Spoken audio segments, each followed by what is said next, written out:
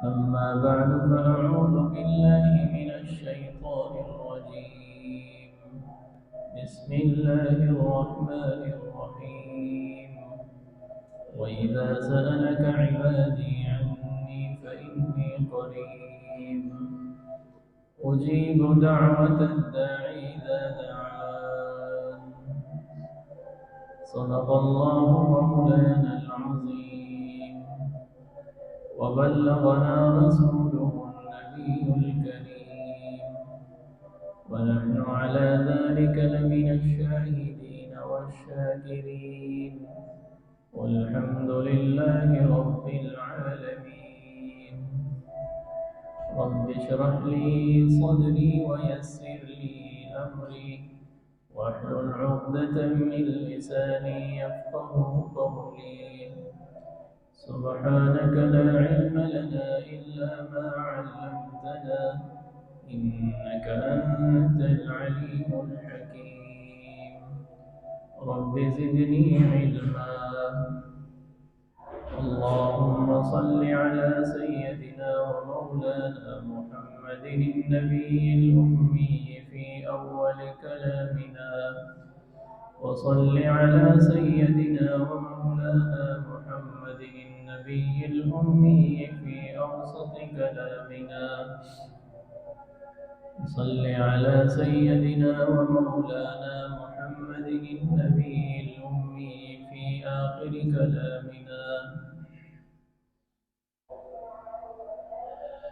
میرے محترم دوستوں، بزرگوں، حضور اقدس صلی اللہ علیہ وسلم کی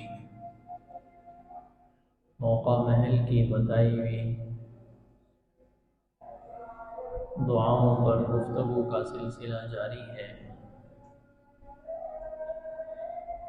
نفس دعا عبادت ہے، بلکہ رسول اللہ صلی اللہ علیہ وسلم نے ارشاد فرمایا، مخ العبادہ، عبادت کا مغز ہے، نچوڑ ہے، اور عبادت کا مقصد اللہ تعالیٰ کی ذات عالی سے ربط، تعلق، ملاقات، اور دعاؤں میں بھی یہی مقصود ہے کہ انسان اپنی ہر حاجت کو، ہر ضرورت کو اللہ تعالیٰ کے سامنے پیش کرے،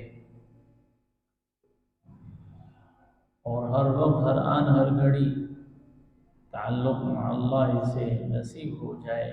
یہ زندگی کا مقصد ہے، تاکہ اللہ تعالیٰ کی محبت بھی نصیب ہو جائے اور اللہ تعالیٰ کی خشیت بھی نصیب ہو جائے۔ محبت سے اطاعت آسان ہو جاتی ہے، اور خشیت سے اللہ کی نافرمانی مشکل ہو جاتی ہے۔ جب خشیت ہوگی، ڈر اور خوف ہوگا، اس قدر معصیت سے، نافرمان والی زندگی سے بچنے کی کوشش کرے گا۔ اب کس طرح یاد کریں ہر وقت، ہر آن، ہر گھڑی اللہ تعالیٰ کو؟ کن الفاظ میں یاد کریں؟ کس موقع پر کون سے لفظ کے ساتھ اللہ تعالیٰ کو یاد کریں؟ تو رسول اللہ صلی اللہ علیہ وسلم کا امت پر احسان عظیم ہے، موقع محل کی مناسب الفاظ کے ساتھ مناسب دعائیں امت کو تعلیم فرما دیں، تربیت فرما دیں، اور ان مواقع پر ان دعاؤں کے اہتمام کی ترغیب ارشاد فرما دیں، تو رجوع اللہ بھی ہو جاتا ہے، اور ہر قدم پر انسان غفلت سے بھی بچ جاتا ہے، معصیت سے بھی بچ جاتا ہے، اور موقع محل کی دعاؤں کی برکت سے اس انسان کا اللہ تعالیٰ سے گہرا تعلق جڑتا چلا جاتا ہے، بڑھتا چلا جاتا ہے۔ انسان کی زندگی کی جتنی حاجتیں ہیں، ان حاجتوں کے متعلق رسول اللہ صلی اللہ علیہ وسلم نے دعا ارشاد فرمائی ہے۔ قضاء حاجت کے لیے جانا، یعنی بیت الخلاء جانا، یہ ہر انسان کی حاجت ہے۔ ہر امیر کی حاجت ہے، ہر غریب کی حاجت ہے، ہر فقیر کی حاجت ہے، ہر بادشاہ کی حاجت ہے، ہر بچے کی حاجت ہے، ہر بچی کی حاجت ہے، ہر مرد کی حاجت ہے، ہر عورت کی حاجت ہے، ہر ایک نے جانا ہے اور ہر روز جانا ہے۔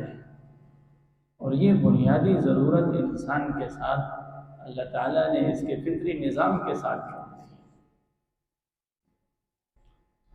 حضور اقدس صلی اللہ علیہ وسلم نے جہاں امت کو قضاء حاجت کے آداب ارشاد فرمائے، تفصیل کے ساتھ ارشاد فرمائے، ارشاد بھی فرمائے ہیں اور عملاً کر کے بھی دکھائے ہیں۔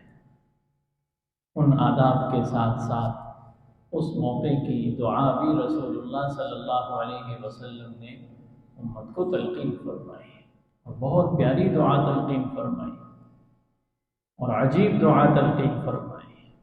اللہم انی اعوذ بک من الخبث والخبائث، یہ دعا ہے بیت الخلاء جانے سے پہلے، جب حاجت ضرورت پیش آئے تو بیت الخلاء میں داخلے سے پہلے اس دعا کا اہتمام کرنا۔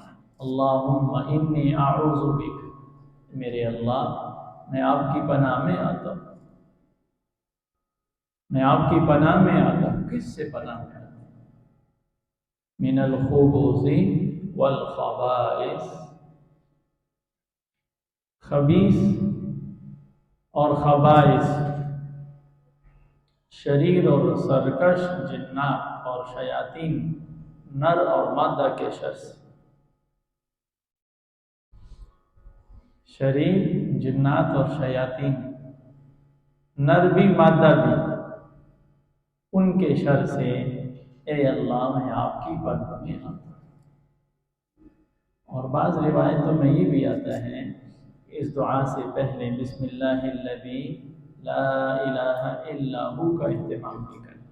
بسم اللہ الذی لا الہ الا ہو، اللہ کے نام سے شروع کرتا ہوں۔ وہ ذات، اللہ کون ہے؟ وہ ذات جس کے سوا کوئی الہ نہیں ہے، جس کے سوا کوئی الہ نہیں ہے۔ جا یہ انسان حاجت کے لیے رہا ہے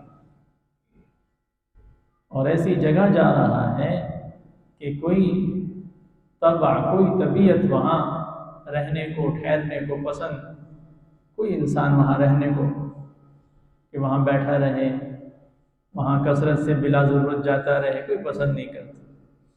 اور بلا ضرورت جانے والے کو احمق سمجھا جاتا ہے یا پھر اسے مریض سمجھا جاتا ہے۔ یعنی معاشرے میں اس مقام پر کثرت سے جانا کوئی پسندیدہ عمل بھی نہیں ہے، اس کے باوجود رسول اللہ صلی اللہ علیہ وسلم کی تعلیمات میں غور فرمائیں تو آپ کی تعلیمات میں یہ ہے بسم اللہ الذی لا الہ الا ہو، اللہم انی اعوذ بک من الخبث والخبائث، یہ دعا تلقین فرمائی ہے، یہ دعا امت کو تعلیم فرمائی ہے اور امت کی تربیت فرمائی ہے کہ وہاں جانے سے پہلے اس دعا کا اہتمام کریں۔ جہاں بیت الخلاء جانے کے بہت سارے آداب بتلائے رسول اللہ صلی اللہ علیہ وسلم نے، ان آداب کی بھی اہمیت اپنی جگہ پر ہے۔ حضور اقدس صلی اللہ علیہ وسلم کا اپنا معمول تھا، جب آپ حاجت کے لیے تشریف لے جاتے تو اپنی انگوٹھی اتار دیتے، پہنی بھی انگوٹھی اتار دیتے، اس پر محمد الرسول اللہ لکھا ہوتا تھا، اللہ رسول محمد، کہ اللہ کے رسول محمد صلی اللہ علیہ وسلم، مہر آپ صلی اللہ علیہ وسلم وہ انگوٹھی اتار کر تشریف لے جاتے تھے۔ امت کو یہ ادب بتلا دیا کہ صراحتاً یہ اللہ کا لکھا ہوا ذکر، اللہ کا نام اپنے ساتھ نہ لے کر جائے، اور اگر وہ چھپا ہوا ہے تو پھر کوئی حرج نہیں۔ انگوٹھی کے اوپر چونکہ ظاہراً لکھا ہوتا تھا اللہ رسول محمد، تو حضور صلی اللہ علیہ وسلم انگوٹھی کو بیت الخلاء نہیں لے جاتے تھے۔ چھوٹے چھوٹے کتابچے دعاؤں کے، موقع محل کی دعاؤں کے، یا بعض نقش پاس ہوتے ہیں تو ہاتھ میں رکھ کر یا ظاہراً ساتھ نہ لے کر جائیں، ہاں پاکٹ میں پرس میں چھپا کر لے جائیں، اس کی گنجائش ہے۔ یہ ادب بتلایا حضور صلی اللہ علیہ وسلم نے اپنے عمل سے ادب بتلایا۔ حضور صلی اللہ علیہ وسلم جب حاجت کے لیے تشریف لے جاتے تو خوب پردے کا اہتمام فرماتے، خوب پردے کا اہتمام فرماتے۔ روایت میں آتا ہے کہ حضور صلی اللہ علیہ وسلم اتنی دور تشریف لے جاتے کہ نظروں سے اوجھل ہو جاتے، اتنی دور تشریف لے جاتے۔ ستر کا، پردے کا، اور حیا کی ترغیب ہے۔ حیا اور ایمان ایک ہی چیز، حضور صلی اللہ علیہ وسلم نے ارشاد فرمایا دونوں ایک ہی چیز ہے۔ مفہوم یہ ہے حیا نہیں ہے تو ایمان نہیں ہے، ایمان نہیں ہے تو حیا نہیں ہے۔ ایسی جگہ جہاں جانے کو کوئی انسان بلا ضرورت پسند نہیں کرتا، اس کے آداب بتلائے گا، اس کے آداب بتلائے گا۔ حضور صلی اللہ علیہ وسلم نے ادب ارشاد فرمایا کہ جب قضاء حاجت کے لیے بیٹھو تو نہ بیت اللہ کی طرف پیٹ کرو، نہ بیت اللہ کی طرف رخ کرو، پشت بھی نہیں کرنی اور منہ بھی نہیں کرنا، آداب بتائیں۔ حضور اقدس صلی اللہ علیہ وسلم نے ادب ارشاد فرمایا کہ اپنے دائیں ہاتھ کو سطر کی جگہ پہ نہ لگاؤ، بائیں ہاتھ سے استنجا کرو، ادب بتلایا، ادب بتلایا۔ کسی سوراخ میں پیشاب نہ کرو، تکلیف دہ چیز تمہیں نقصان پہنچا سکتی، ہڈی سے گوبر سے استنجا نہ کرو۔ صحیح ستہ کی صحیح احادیث کا مفہوم سب کے سامنے عرض کر رہا ہوں۔ ہڈی سے گوبر سے استنجا نہ کرو کہ میرے کسی امتی کو ہڈی سے اپنی پاکی حاصل کرتے ہوئے کوئی اس کا نوکیلا پن چبھ نہ جائے۔ اور بھی وجوہات بیان فرمائی گئی، اور بھی وجوہات بیان فرمائی گئی۔ آداب بتلائے، آداب بتلائے، اور فرمایا کہ جب تم قضاء حاجت کے لیے سطر کھولو تو زمین کے قریب ہو کر سطر کھولو، یہ آداب بتلائے۔ ان آداب کے ساتھ ساتھ رسول اللہ صلی اللہ علیہ وسلم نے دعائیں بھی سکھلائیں۔ بسم اللہ الذی لا الہ الا ہو، اللہم انی اعوذ بک من الخبث والخبائث۔ اے اللہ میں آپ کی پناہ میں آتا خبیث جنات اور جنیوں کے شر سے، اللہ آپ کی پناہ میں آتا۔ اس دعا سے یہ معلوم ہوا کہ شیاطین اور جنات گندی جگہوں میں رہنے کو پسند کرتے۔ اس دعا سے یہ معلوم ہو رہا ہے کہ جنات اور شیاطین جو گندے ہوتے ہیں، خبیث جنات، خبیث جننیاں گند کی جگہوں کو پسند کرتے ہیں۔ اس حدیث سے یہ معلوم ہوا کہ گھر میں داخل ہوتے وقت دعا اور بتائی گئی ہے، اور گھر کا وہ حصہ جسے بیت الخلاء کہتے ہیں اس میں داخلے کی دعا اور بتائی جا رہی ہے۔ تو پورے گھر میں سب سے زیادہ ناپاک اور شریر شیاطین اور جنات گھر کے کس حصے میں رہتے ہیں؟ بیت الخلاء میں رہتے ہیں، اور یہ انسان کو نقصان پہنچاتے ہیں، جسمانی بھی روحانی بھی۔ یہ انسان کو نقصان پہنچاتے ہیں، جسمانی بھی روحانی بھی پہنچاتے ہیں، جسمانی بھی پہنچاتے ہیں، روحانی بھی پہنچاتے ہیں۔ حضور اقدس صلی اللہ علیہ وسلم نے یہ دعا تلقین فرمائی، اور یہ بہت پیاری اور عظیم دعا ہے۔ اس دعا کی برکت سے اللہ تبارک و تعالیٰ اس دعا کے اہتمام کرنے والے کو ان شریر جنات اور جنیوں سے اس کی حفاظت فرماتے ہیں۔ بیت الخلاء کی چار دیواری اور دروازے کے بند کرنے میں وہ حفاظت نہیں ہے جتنی حفاظت اس دعا کے اہتمام میں ہے۔ وہ آداب ضرور ہیں کہ پردے کا خیال رکھنا ہے، اس سے پردے کی سنت اور پردے کا ادب پورا ہو رہا ہے، چار دیواری سے اور دروازے سے، لیکن وہ جو اندر شریر مخلوق ہے، نہ نظر آنے والی مخلوق ہے، ان کے شر سے بچنے کے لیے کوئی دوا نہیں ہے، کوئی میڈیسن نہیں ہے، کوئی سپرے نہیں ہے، اس کے لیے دعا ہے جو رسول اللہ صلی اللہ علیہ وسلم نے ارشاد فرمائی، اور اس دعا کی بڑی عجیب خیریں اور برکتیں ہیں کہ اللہ تبارک و تعالی اس حاجت خانے میں حاجت کے لیے جانے والے اور ان شیاطین کے درمیان ایسے پردے اور رکاوٹ ڈال دیتے ہیں کہ ان شیاطین کو، ان جنات کو پھر یہ حاجت میں بیٹھنے والا شخص نظر ہی نہیں آتا۔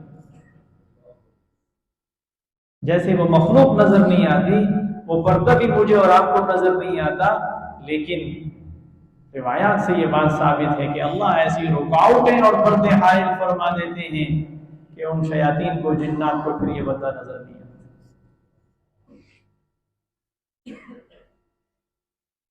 اور ان دعاؤں کے اور ان آداب کا اہتمام کرنے والے کو اللہ تعالیٰ وسوسوں سے محفوظ فرماتے ہیں، جنات اور شیاطین کے شر سے محفوظ فرماتے ہیں، جادو کے اثر کا غلبہ بھی ان دعاؤں کے اہتمام نہ کرنے کی وجہ سے ہو جاتا ہے، اور نظر بد کا غلبہ بھی ان دعاؤں کے اہتمام نہ کرنے کی وجہ سے ہوتا ہے۔ نظر بد لگی ہو اور حاجت کے لیے بیت الخلا پہنچ جائیں، وہ چیزیں بھی ساتھ چمٹ جائیں، وہ اثرات بھی ساتھ چمٹ جائیں، تو ان کی قوت میں اضافہ ہو جاتا ہے۔ ان دعاؤں کی برکت سے اللہ تبارک و تعالی ان شریروں کے شر سے بھی محفوظ فرماتے ہیں۔ ایک خاتون کو جنات کے دورے پڑتے تھے، خاتون بھی پردے والی، شرم و حیا والی، تقوی والی، دیندار خاتون، اور اس کو جنات کے دورے پڑتے تھے۔ علاج کے لیے کسی صاحب کے پاس اسے لے جایا گیا تو وہاں اس کی حاضری ہوگی، وہ جنات جو اندر میں تھے، شیاطین، وہ بول پڑے۔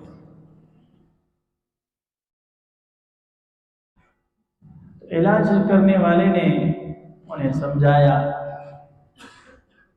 کہ جس طرح اللہ تعالیٰ کے احکامات کے مکلف انسان ہیں تم بھی ہو، وَمَا خَلَقْتُ الْجِنَّ وَالْإِنسَ إِلَّا لِيَعْبُدُونِ، انسان اور جنات کو اللہ تعالیٰ نے اپنی بندگی اور عبادت کے لیے پیدا کیا ہے، تو تمہیں یہ احکامات اور تعلیمات نہیں دی جاتی؟ اس جن نے آگے سے کہا کہ میں بھی عالم ہوں، میں بھی قرآن پڑھا ہوا ہوں، میں بھی حدیثیں پڑھا ہوا ہوں، اتنا کچھ پڑھنے کے باوجود آپ ایک انسان کو تکلیف پہنچا رہے ہیں، اس کی کیا وجہ ہے؟ پھر اس جن نے کہا کہ جب بیت الخلا جاتے ہوئے انسان حضور صلی اللہ علیہ وسلم کی بتلائی ہوئی دعاؤں کا اہتمام نہیں کرتے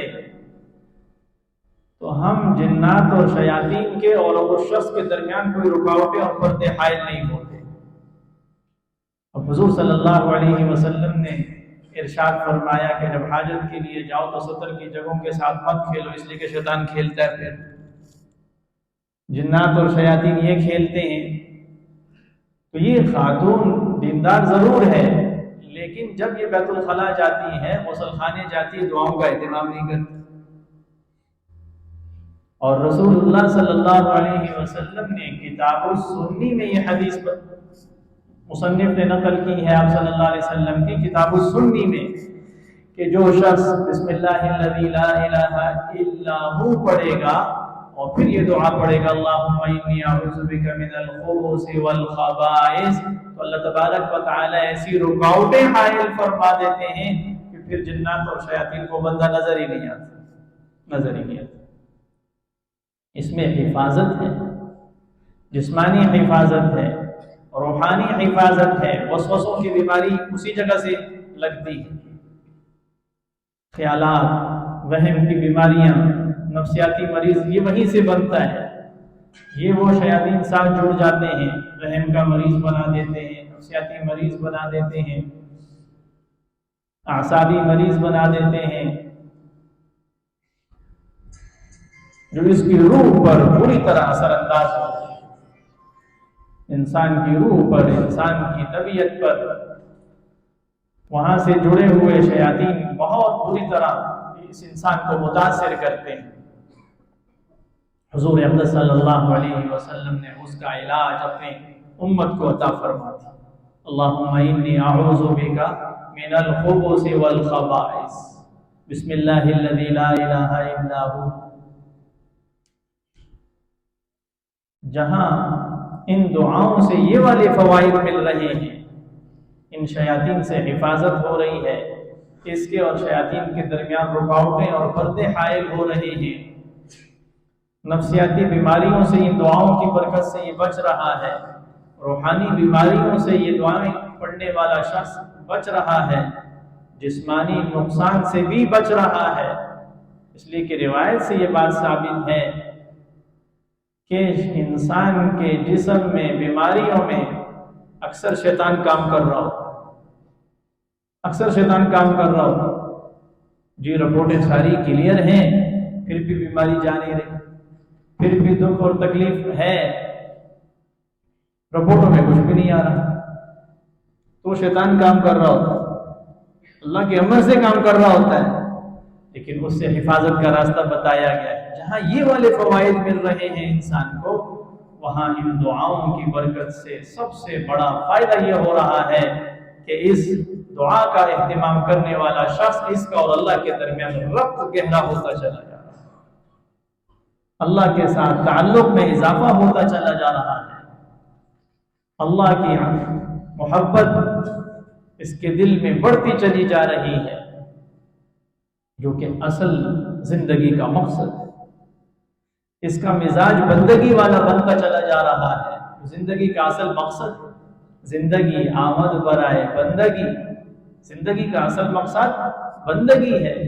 زندگی بے بندگی، شرمندگی، وہ زندگی جس کے اندر بندگی نہیں ہے وہ تو شرمندگی ہے۔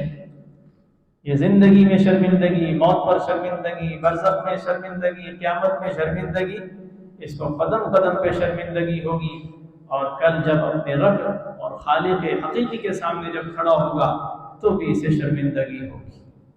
مجرم کو پھر ہمیشہ شرمندگی ہوتی ہے، عدالت میں سر جھکائے ہوتا ہے، تو اللہ تبارک و تعالیٰ نے ارشاد فرمایا لو تری اذ المجرمون ناکسوا رؤوسہم عند ربہم، تم دیکھو گے مجرم کو کہ جب وہ رب کے سامنے سر جھکائے ہوئے کھڑا ہوگا، ربنا ابصرنا ابصرنا وسمعنا فارجعنا نعمل صالحا، اللہ جی میں نے دیکھ لیا، مجھے یقین آ گیا، میں نے سن لیا، اب مجھے واپس دنیا میں بھیج دیجئے، اب میں مسلمان بن کر آؤں گا، اچھے کام کر آؤں گا، آپ کو راضی کر کے آؤں گا۔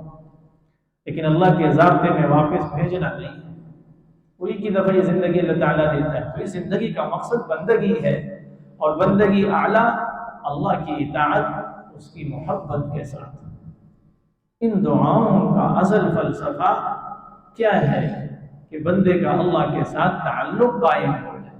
جانا ہر انسان کی حاجت اور ضرورت ہے، بیت الخلاء ہر روز جاتا ہے، دن میں کئی بار جاتا ہے، اور ہر بار یہ اس دعا کا اہتمام کرے، اللہ کی مدد طلب کرے، اللہ کی پناہ حاصل کرے شیاطین جنات اور جنیوں سے، اور اللہ تعالیٰ سے جو دعا مانگی جاتی ہے اللہ کا وعدہ ہے وَإِذَا سَأَلَكَ عِبَادِي عَنِّي فَإِنِّي قَرِيبٌ اجیب دعوت الداعی اذا دعانی، میرے بندے پوچھتے ہیں میں کہاں ہوں، میں اپنے بندوں کے قریب ہوتا ہوں، میرے بندے جب بھی مجھے پکارتے ہیں میں ساتھ ہوتا ہوں، میرے بندے جب بھی مجھے پکارتے ہیں، جب بھی مجھے پکارتے ہیں، اجیب دعوت الداعی اذا دعانی، جب بھی مجھے پکارتے ہیں میں اپنے بندے کے ساتھ ہوتا ہوں۔ تو اللہ تبارک و تعالیٰ نے اپنے فضل اور کرم سے ساری نعمتیں ہم نے عطا فرمائی ہیں، اور یہ بھی ایک نعمت ہے کہ قضاء حاجت کے وقت بیت الخلاء جانا، یہ بھی ایک نعمت ہے۔